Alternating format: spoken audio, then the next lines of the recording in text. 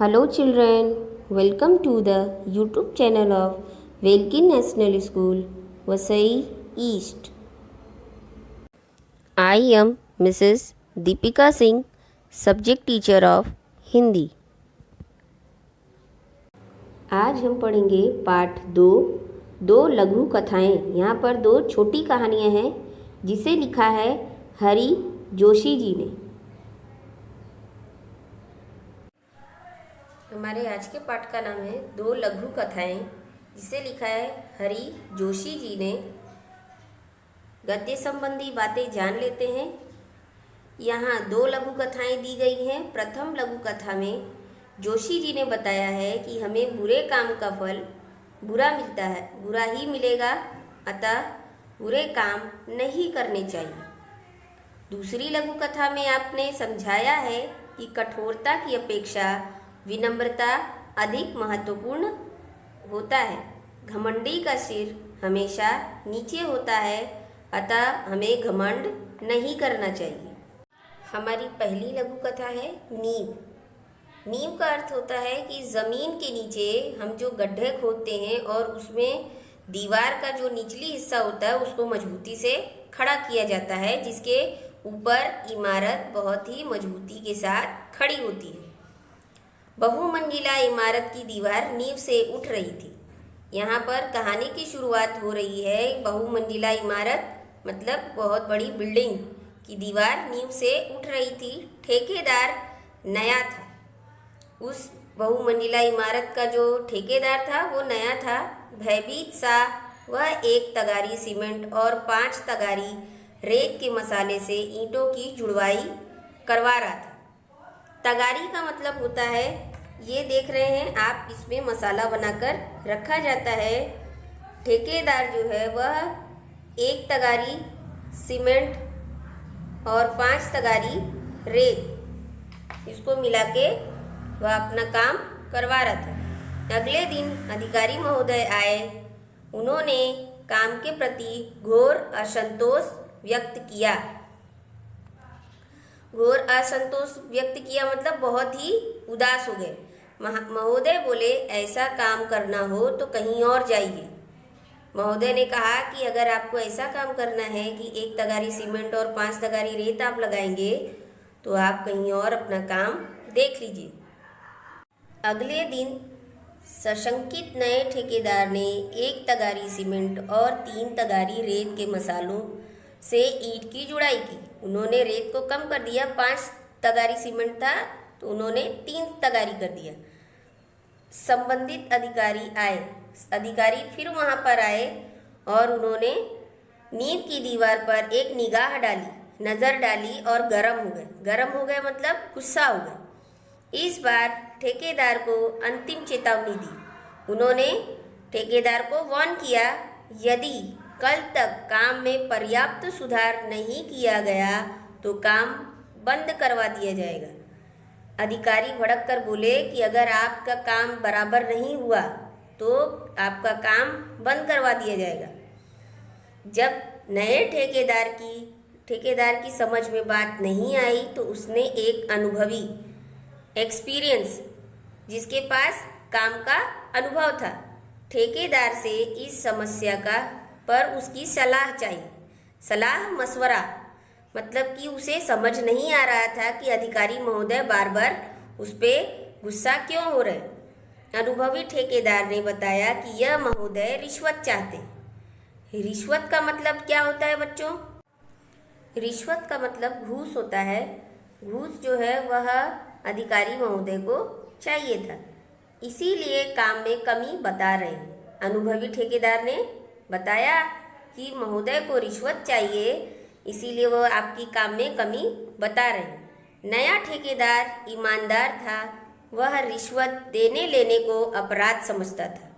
उसने भ्रष्ट अधिकारी को पाठ पढ़ाने का निश्चय किया। पाठ पढ़ाने का मतलब सबक सिखाने का। अगले दिन अधिकारी महोदय निरीक्षण करने आए, मतलब उन्होंने फिर देखरेख करने के लिए उन्होंने आए।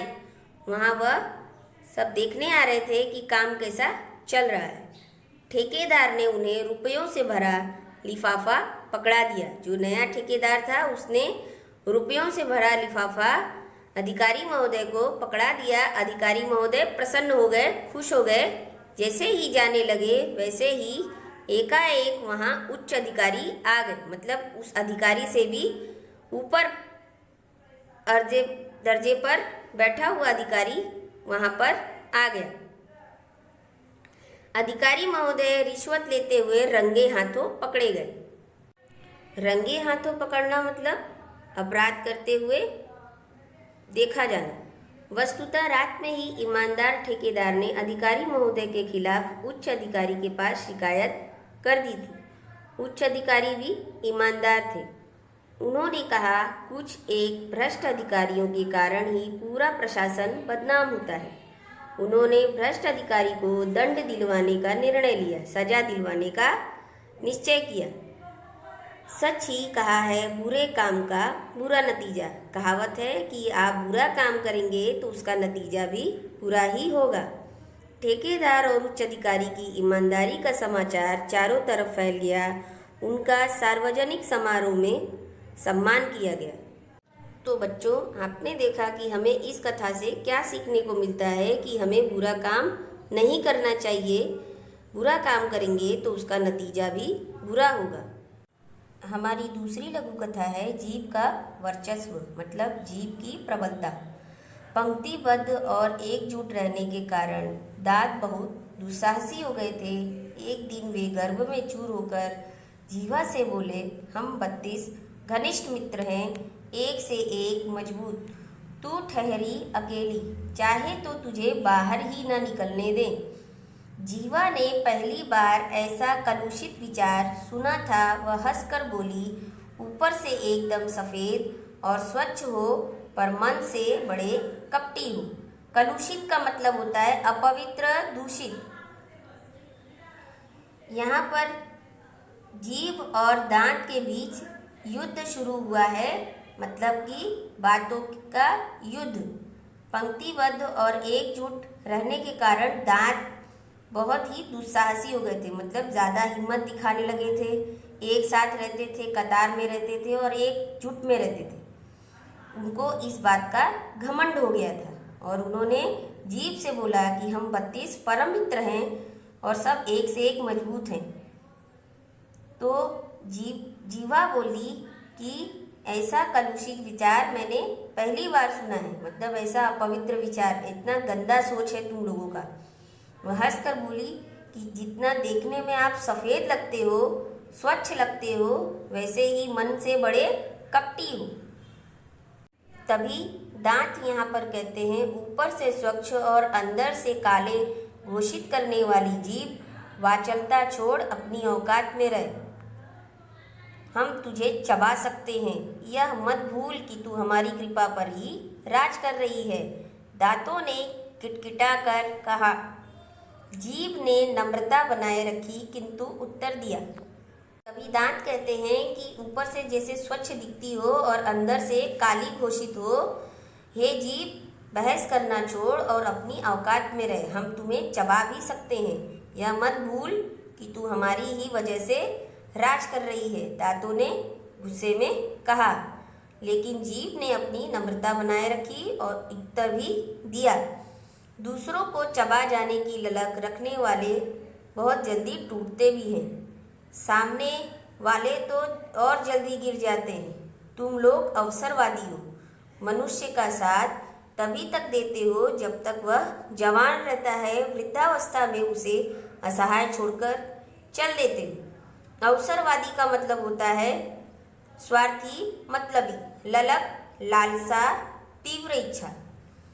यहाँ पर जीभ कह रही है कि तुम लोग जो है जैसे दूसरों को चबा जाते हो ना, वैसे ही जल्दी टूट भी जाते हो और सामने वाले तो और जल्दी गिर जाते हैं। और तुम सब जो है वह अवसरवादी हो, मतलब मतलबी हो। जब मनुष्य जवान रहता है तभी तक उनका साथ देते हो, वृद्धावस्था में उन्हें छोड़कर चले जाते हो। शक्तिशाली दांत भी आखिर अपनी हार क्यों मानने लगे।